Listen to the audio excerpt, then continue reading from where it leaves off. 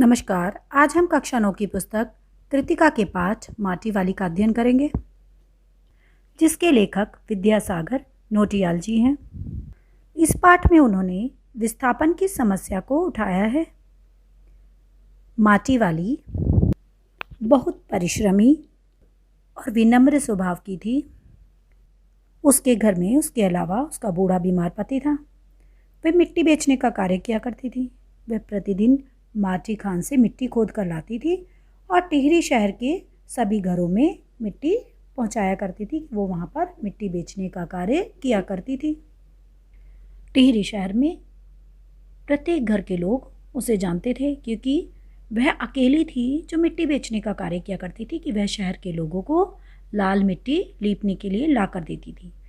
अगर वह नहीं होती तो लोगों के सामने अपने चूल्हे और घर को लीपने के लिए मिट्टी नहीं मिल पाती, क्योंकि शहर के अंदर कोई भी माटा खान नहीं थी। टिहरी शहर भागीरथी और भीलांगना दो नदियों के तट पर बसा हुआ था, और नदियों के तट पर बसे होने के कारण यहाँ की जो मिट्टी थी वो रेतीली थी, और रेतीली मिट्टी लिपाई के कार्य में उपयुक्त नहीं होती कि उससे लिपाई नहीं की जा सकती। इसलिए वहाँ के लोग, यहाँ तक कि नए नए किराएदार भी उसकी मिट्टी देखकर उसके ग्राहक बन जाते थे। माटी वाली का पति क्योंकि बूढ़ा था और बीमार भी रहता था, इसलिए वो कोई कार्य नहीं कर पाता था, जिसके कारण उसे ही अपनी रोजी रोटी का जुगाड़ करना पड़ता था कि वो ही कमाई करने जाती थी और मिट्टी बेचकर जो पैसे बचते थे उससे अपने घर का खर्चा चलाया करती थी। उसने मिट्टी भरने के लिए एक कंटर होता है कनस्तर बनाया हुआ था, जिसमें वह माटा खान से प्रतिदिन मिट्टी भर कर लाती थी, जिसे वह डिल्ला होता है कि जब हम सिर पर कोई बोझ रखते हैं, कोई वजनदार चीज़ रखते हैं, तो उसके नीचे हम कपड़े की एक गद्दी सी बना कर रख लेते हैं, जिसे डिल्ला कहा जाता है। कि जैसे वो उस डिल्ले के ऊपर रख कर लेकर आती थी, कि उस डिल्ले के ऊपर कनस्तर को, मिट्टी के कनस्तर को रख कर वो शहर में बेचने जाया करती थी। क्योंकि उस समय सभी घरों में चूल्हे पर ही खाना बनाया जाता था, और चूल्हे की लिपाई के लिए सभी को मिट्टी की आवश्यकता होती थी, तो सभी के घरों में वही मिट्टी पहुंचाया करती थी, जिसके कारण सभी उससे और उसके उस कनस्तर से जिसमें वो मिट्टी भर कर लाती थी भली भांति परिचित थे, कि उसे जानते थे। माटी वाली जब उनके घरों में जाकर मिट्टी पहुंचाती थी तो उन घरों की जो मालकिनें थी वो उसे कभी कभी जो उनका बचा हुआ खाना होता था, बासी खाना, वो चीज़ें उसे दे देती थी, जैसे रोटी, चाय, साग, सब्जी, ये उसको दे दिया करती थी कि वो खा ले। तो अब वो उन्हें खाने के साथ साथ जितनी मिलती थी उसे कुछ खुद खाती थी और कुछ अपने पति के लिए, अपने बूढ़े बीमार पति के लिए भी छिपा कर ले जाती थी। लेखक बताता है कि उसके पास इतना समय नहीं था कि वो अपने अच्छे या बुरे भाग्य के विषय में कुछ सोच पाती, कि उसका पूरा दिन तो परिश्रम करने में, मेहनत करने में ही बीत जाता था। वो सुबह से शाम तक अपने उसी कार्य में, कि पहले वो माटा खान जाती थी, मिट्टी खोदती थी, फिर उस मिट्टी को भरकर शहर जाकर उसे बेचा करती थी, शाम तक वो अपने घर वापस आया करती थी। तो उसके पास उतना समय ही नहीं होता था कि वो ये सोचे कि उसके भाग्य में है क्या, कि वो अपने भाग्य के अच्छे या बुरे होने के बारे में सोचने का उसके पास समय ही नहीं था। लेखक एक घटना का वर्णन करते हुए कहते हैं कि एक बार माटी वाली जब शहर में एक ठकुराइन के घर पहुंची और उसने वहाँ मिट्टी डाल दी, तो उस ठकुराइन ने उसे खाने के लिए रोटियां दे दी। अब माटी वाली उन रोटियों को लेकर बैठ गई, तो मालकिन ने कहा कि आज साग नहीं है, कि कोई सब्जी वगैरह कुछ नहीं है, मैं ऐसा करती हूँ तुम्हें चाय दे देती हूँ और तुम चाय से ही इन रोटियों को खा लेना। मालकिन जब चाय लेकर आती है तो वो पीतल के गिलास में चाय लेकर आती है। उस पीतल के गिलास को देखकर वह मालकिन से कहती है कि तुमने अभी तक पीतल के गिलास संभाल कर रखे हुए हैं, कि अब तो पीतल के बर्तन कोई इस्तेमाल ही नहीं करता, कि किसी के घर में भी पीतल के बर्तन देखने को नहीं मिलते। अब तो इनका चलन बंद हो गया है, कि लोग अब क्या करते हैं, इन पीतल के बर्तनों को बेच देते हैं और इनके बदले में स्टील के बर्तन खरीद लेते हैं और उन्हीं का उपयोग करने लगे हैं।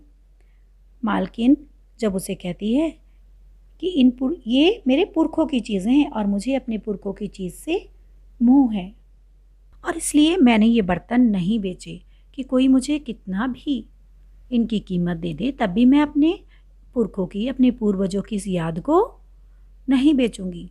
और वो अपने उन पुरखों को याद करते हुए कहती है कि पता नहीं इन सब चीज़ों को खरीदने के लिए हमारे पूर्वजों ने कितनी कठिनाई उठाई होगी, कि हो सकता है कि इन्हें इकट्ठा करने के लिए उन्होंने अपनी ज़रूरी चीज़ें या अपनी आवश्यकताएं वो कम की होंगी, और तब उन्होंने कितने कष्ट उठाकर इन सामानों को हमारे लिए इकट्ठा किया होगा। और हम उनकी इतनी मेहनत से, इतनी कठिनाइयों से कमाई गई, बनाई गई इन चीज़ों को ऐसे ही सस्ते में बेच दें तो वो तो मुझसे होगा नहीं। तो मैं अपने पूर्वजों की इन चीज़ों को कभी नहीं बेचूंगी। साथ ही वो कहती है कि पूर्वजों की चीज़ें हमारे लिए उनकी निशानी, स्मृति चिन्ह, यादगार होती हैं। उन्हें इस तरह सस्ते में हमें नहीं बेचना चाहिए, उन्हें तो हमें संभाल कर, सहेज कर रखना चाहिए। जब मालकिन माटी वाली को चाय के साथ रोटी देती है और कहती है कि आज साग नहीं है, तो माटी वाली कहती है कि चाय तो बहुत अच्छा साग हो जाती है ठकुराइन जी। उसकी इस बात के जवाब में ठकुराइन कहती है कि भूख तो अपने आप में साग होती है बुढ़िया, भूख मीठी कि भोजन मीठा। अर्थात भोजन मीठा या स्वादिष्ट नहीं होता, वह तो भूख के कारण स्वादिष्ट लगता है। यदि मनुष्य को भूख लगी हो तो उसे रूखा सूखा भोजन भी स्वादिष्ट, रुचिकर लगता है, उसमें भी उसे खाने में स्वाद आता है। इसलिए रोटी चाहे रूखी हो या साग के साथ या चाय के साथ, वह भूख के कारण ही मीठी प्रतीत होती है। कि अगर हमारा पेट भरा हुआ हो तो हमें उस चीज़ में, उस खाने में कोई स्वाद नहीं आएगा, और खाली पेट होने पर, कि भूख लगी होने पर, उसी चीज़ में हमें स्वाद आता है, कि वो चीज़ हमें खाने में स्वादिष्ट लगती है। रोटी के स्वाद का कारण तो भूख होती है। बातों ही बातों में जब ठकुराइन कहती है कि मैं तो यह सोचकर पागल हो जाती हूँ कि इस टिहरी शहर को छोड़कर हम कहाँ जाएंगे। वहाँ पर बांध बनने वाला था जिसके कारण उन्हें शहर को छोड़कर जाना था।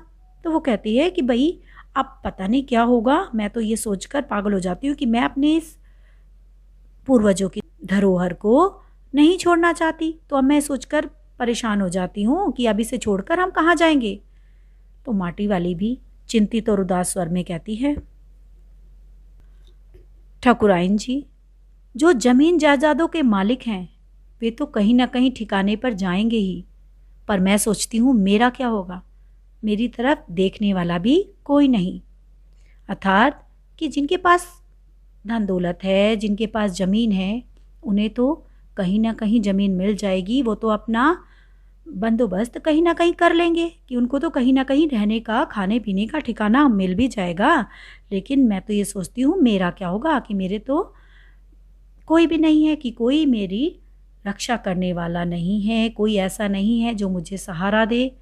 एक उसका बूढ़ा बीमार पति है जो कुछ कार्य खुद ही नहीं कर सकता, तो वो उसके लिए क्या करेगा, तो वो सारा काम उसे खुद ही करना है। कि मेरे तो कोई भी ऐसा नहीं है जो मेरी मदद करे, मेरी सहायता करे। जब वो वापस अपने घर जाने के लिए उठती है तो मालकिन उसे अगले दिन मिट्टी लाने के लिए कहकर साथ ही साथ 2 रोटियां और दे देती है, और उन रोटियों को वो संभाल कर अपने बूढ़े पति के लिए रख लेती है, कि अपने उस कपड़े में बांध कर रख लेती है कि जाकर बूढ़े को खिला दूंगी। माटी वाली का गांव शहर से दूर था, उसे पैदल पहुंचने में लगभग 1 घंटा लग जाता था।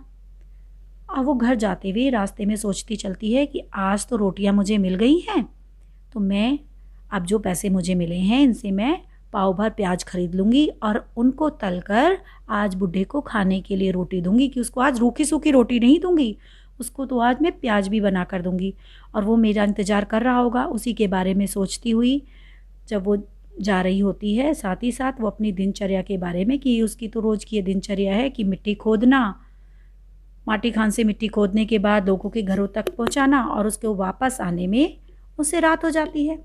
तो उसके पास ना उसके खेत है, ना ज़मीन है, और ना ही उसकी झोपड़ी अपनी है। ये तो ठाकुर की ज़मीन पर उसने झोपड़ी खड़ी की है। तो अगर कल को बांध बंधेगा तब मैं अपने रहने का इंतज़ाम कहाँ करूँगी, कि अभी अपनी ज़मीन पर झोपड़ी बनाने के लिए ठाकुर की मुझे बेगारी करनी पड़ती है, कि उसका कार्य करना पड़ता है, और उसके लिए वो कोई पैसा भी नहीं देता। तो ये सोचते सोचते ही परेशान वो घर पहुंच जाती है। और जब वो घर पहुंच कर देखती है कि उसकी आहट सुनकर भी उसका पति नहीं चौंका और उसने अपनी नज़रें तक भी नहीं घुमाई, तो वो उसे छू कर देखती है। और छू कर देखने पर उसे ये पता लग जाता है कि उसकी मृत्यु हो गई है। वो अब माटी वाली को छोड़कर जा चुका है। टिहरी बांध के कारण जिन लोगों को वहाँ से विस्थापित होना पड़ रहा है, उनकी सुरक्षा के लिए या उनको जगह देने के लिए कि उनका पुनर्वास के लिए क्या प्रबंध किए जाएं, सरकार एक कार्यक्रम चलाती है। उसके लिए वो एक केंद्र बना देती है और उस दफ्तर में सभी लोग जाकर अपनी अपनी समस्याएं रखते हैं। तो माटी वाली भी उस टिहरी बांध पुनर्वास केंद्र पर पहुंच जाती हैं। वहाँ टिहरी बांध से उजड़े लोगों को बसाने वाले साहब ने जब उससे पूछा कि वह कहाँ रहती है, जहाँ वह रहती है अपने घर के उस जगह के वो कागज़ प्रमाण पत्र ले आए। उसके पास तो ज़मीन का कोई प्रमाण पत्र है ही नहीं, कि कोई कागज़ उसके पास ज़मीन के है ही नहीं। तो वो कहती है कि मेरी तो सारी ज़िंदगी माटी खान से मिट्टी खोद कर लाने में ही निकल गई, कि मैं तो वहीं से मिट्टी खोद कर बेचती रही। तो वो साहब पूछते हैं, अच्छा तो वो माठा खान चढ़ी हुई है तेरे नाम पर, कि वो तुम्हारे नाम पर है? अगर है तो तुम उसके कागज़ ले आओ और हम वहाँ पर तुम्हारा नाम लिख देते हैं कि वो तुम्हारी है। वो कहती है कि हम ज़मीन लेने नहीं आए यहाँ, हमें तो सिर्फ रोज़गार चाहिए, कि हमें तो कार्य चाहिए जिससे कि हम अपना गुजारा कर सकें। मेरे पास कोई कागज़ नहीं है। ये सुनने पर दफ्तर के जो अधिकारी होते हैं, दफ्तर वाले, वो कह देते हैं कि तब तो हम भी तुम्हारी कोई मदद नहीं कर सकते, कि अगर तुम्हारे पास कागज़ होते, कोई पेपर होता तो हम भी कोशिश करते, लेकिन अब तो हम भी कुछ नहीं कर सकते। तो वो बहुत निराश हो जाती है और उनसे पूछती है, तो फिर बांध बनने के बाद मैं क्या खाऊंगी, कि मेरा गुजारा कैसे होगा? यही मेरी रोजी रोटी थी, मेरा काम मिट्टी बेचना, और अब यही नहीं रहेगी तो मैं आगे क्या करूंगी, कैसे खाऊंगी, कैसे मेरा गुजारा होगा? तब वो उससे कह देते हैं कि इसमें हम आपकी कोई सहायता नहीं कर सकते, ये तो तुम्हें खुद ही सोचना है। टिहरी बांध की 2 सुरंगों को बंद कर दिया गया। शहर में पानी भरने लगा। आपाधापी मच गई कि लोग वहाँ से शहर छोड़ छोड़ कर जाने लगे। शहरवासी अपने घरों को छोड़कर भागने लगे और पानी भरने से सबसे पहले वहाँ के जो शमशान घाट थे वो डूब गए। माटी वाली अपनी झोपड़ी के बाहर बैठी गांव के हर आने जाने वालों से एक ही बात कहती, गरीब आदमी का शमशान नहीं उजड़ना चाहिए। उसके इस कथन में एक गहरा व्यंग था। वो घर उजड़ने की पीड़ा को व्यक्त करती थी कि किसी भी व्यक्ति के लिए उसके घर उजड़ने की पीड़ा उसके प्राण न रहने के समान, अर्थात उसकी मृत्यु के समान है। उसके लिए घर और शमशान में फिर कोई अंतर नहीं रह जाता। ऐसी ही मानसिक अवस्था से वो माटी वाली गुजर रही थी। वह सोचती है कि विकास की इस अंधी दौड़ में इंसान मुर्दों को भी जगह नसीब नहीं हो रही है। इसलिए वह आते जाते लोगों से यही बात कहती थी कि गरीब आदमी का शमशान नहीं उजड़ना चाहिए, कि मरने के बाद तो अंतिम संस्कार के लिए कम से कम उन्हें जमीन मिलनी ही चाहिए, कि गरीब आदमी का रहने का ठिकाना नहीं छिनना चाहिए। आशा है यह पाठ आपको स्पष्ट हो गया होगा। धन्यवाद।